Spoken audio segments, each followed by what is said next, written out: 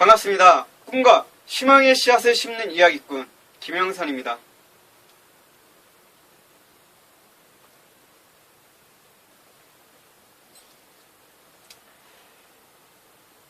오늘 이야기를 어떻게 시작을 해야 될지, 어떤 또 주제로 이야기를 끌어가면 좋을지 여러 가지 생각들을 하게 되네요. 일단 뭐 집안에 있는 선풍기라든지 또는 뭐 지금 읽고 있는 책에 대한 이야기라든지 이런 것들을 끄집어내서 이야기할 수도 있겠죠.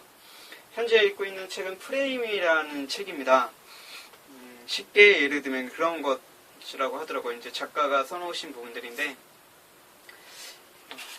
그러니까 위내시경을 받기 위해서 밥을 굶고 그 다음날 병원으로 향하는데, 밥을 굶으니까 사람이 배가 상당히 고프잖아요. 그렇다 보니까 눈에 띄는 것들이 다 먹을 거로만 더 많이 들어온다는 거죠. 정보가.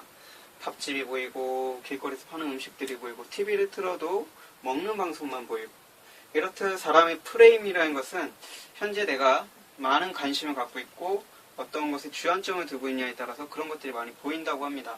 또 다른 예를 들어보면 TV에서 이제 아이들 유괴 사건이라든지 아이들 범죄 사건이라든지 이런 것들이 유독 많이 나온다고 생각하는 사람층은 부모가 된 입장이라고 합니다.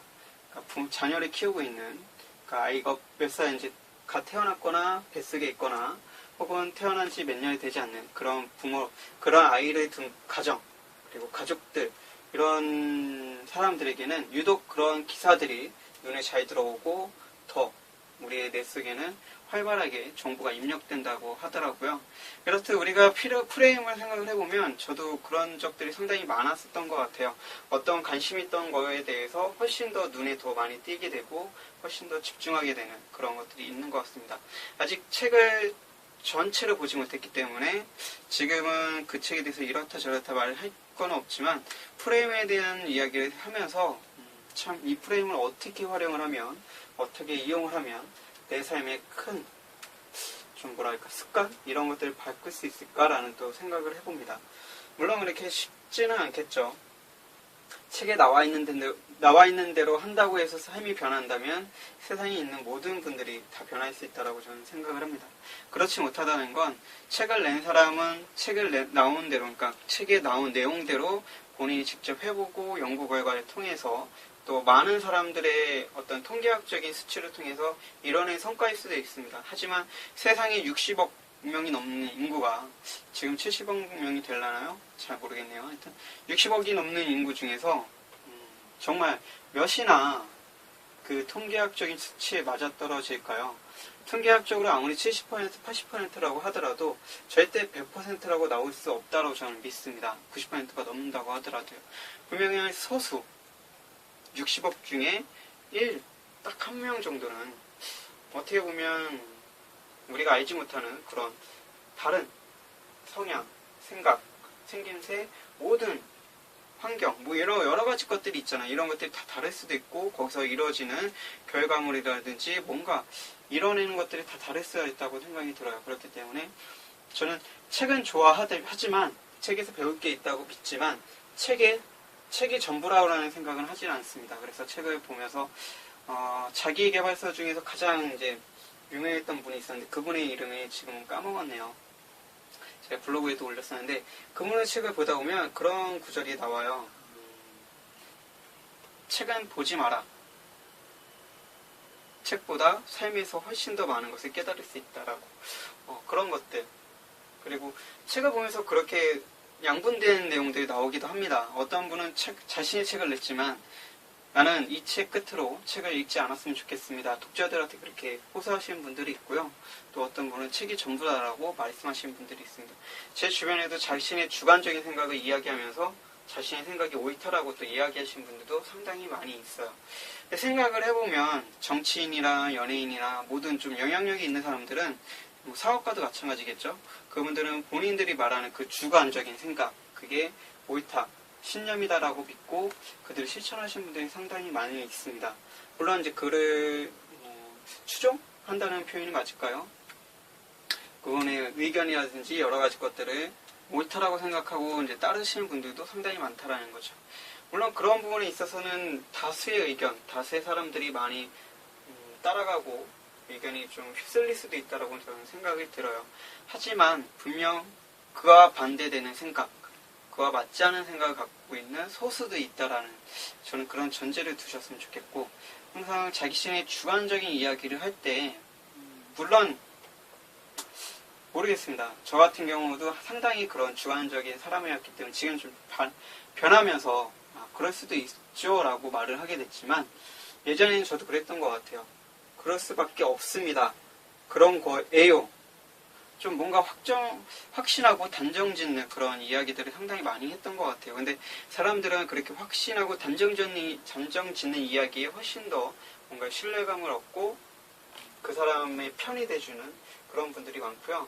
또 때에 따라서는 그런 말들이 어떤 신빙성이 떨어지거나 누군가의 반론에 의해서 뭔가 뭐랄까 영향력이 떨어지는 그런 사람이 하게 된다면 사회적으로 좀 욕을 먹거나 많은 사람들에게 질타를 당하는 그런 것들이 될 수도 있겠죠. 그래서 말이라는 건 상당히 조심스럽고 자신의 주관적인 생각을 이렇게 다른 사람들한테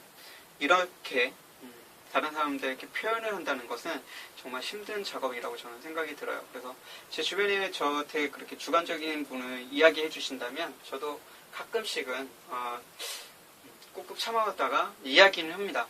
저 또한 주관적인 이야기를 좀 자주 했던 사람들 중에 한 명이기 때문에, 다만 예전에는 좀 독선적인 뭐라 그럴까 직선적인 화법으로 전국을 콕콕 찔렀다면 지금은 좀 우회적으로 말을 돌려서 하려고 노력을 하죠. 그런 차이는 생긴 것 같고 그 차이가 저를 좀 성장시키는 데 큰 도움이 될 거라는 생각이 들어요.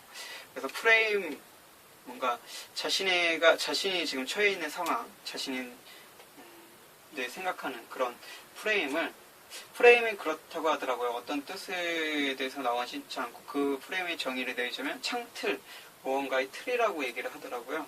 그 프레임을 깨고 나와서 창틀이 아닌 그 바깥에서 창틀을 볼 수 있는 시야, 사람들로 치자면 사람의 무리가 아닌 그 무리 바깥에서 그 무리를 판단하는 기준, 그런 시야들을 좀 더 키우셨으면 좋겠다는 생각이 듭니다. 이 또한 어떻게 보면 저도 틀에 갇혀놓고 그 틀을 만들어 놓은 거겠죠. 좀 더 넓은 틀로 만들어 놓은 거겠죠. 그런 것처럼 어떤 게 정답이고 정의가 있다라고 말씀드리는 게 아니고요. 그냥 다르구나, 다를 수도 있구나, 그렇구나, 한 번쯤 이런 생각을 해보는 건 어떨까라고 좀 말씀드리고 싶습니다. 너랑 나랑은 달라. 너는 틀렸어. 네가 뭘 알아? 네가 공부해왔어? 네가 얼마나 아는데? 이런 좀 부정적인 시각보다는 너의 생각은 그래? 내 생각은 이런데. 그렇구나. 나는 내가 공부한 것은 이랬어. 너는 어떤 공부를 했어? 안 했어? 그렇다면 내가 공부한 게 이렇지만 너는 이런 생각을 갖고 있다면 분명히 너와 비슷한 생각을 가진 사람들도 있을 거야. 그럼 그 사람들에 대한 공부를 한번 해보면 좋겠다. 이런 의견들을 서로 주고받는 그런 대화가 이루어졌으면 좋겠다라는 생각을 하면서 프레임에 대한 이야기를 꺼내봤습니다. 이 프레임이라는 것은 어떻게 보면 독자적인 혼자만의 그런 정신세계 심리적인 부분일 수도 있겠지만, 저는 이제 또 좀 더 넓게 보아서 사람과 사람 관계에 있어서 그런 틀로 보는 거죠. 혼자만의 틀, 그리고 여러 그룹의 틀, 이런 집단 그런 거라고 집단 이성이라고 할 수 있겠죠. 그러니까 모두가 옳다라고 하는데 그 중에서 한 사람은 아니다라고 말할 수 있는 사람은 세상에 그렇게 많이 존재하지 않다라는 거. 그리고 그 말을 할 때 정말 얼마만큼 그 모든 사람들을 설득력 있게 설득할 수 있는 사람이 몇이나 될지, 그렇지 않을 때는 사람들이 많이 좀 뭐랄까 질타를 당하겠죠. 설득을 시키는 사람은 그나마 그래도 뭐랄까 사람들로 하여금 좀 영웅 취급을 받기도 합니다. 그래서 사람들이 뭔가 누군가한테 자신의 의지, 자신의 생각, 자신의 주관적인 이야기를 꺼낸다는 게 참 쉽지 않다라는 말씀을 드리고 싶고요.